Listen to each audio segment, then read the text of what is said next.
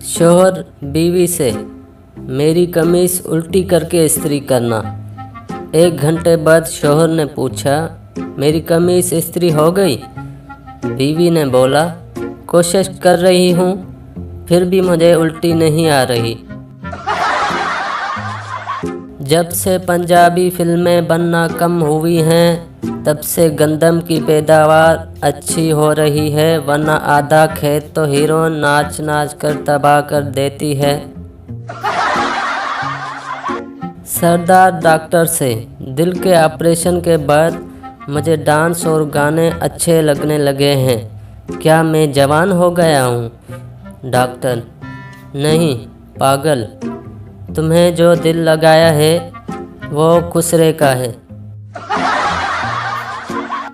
अगर लड़कों का बस चलता तो लड़कियों के एक्सीडेंट पर भी ऐसा कहते, नाइस एक्सीडेंट डियर, ब्यूटीफुल मौत, वाव अमेजिंग, हड्डी टूट गई, ग्रेट हादसा।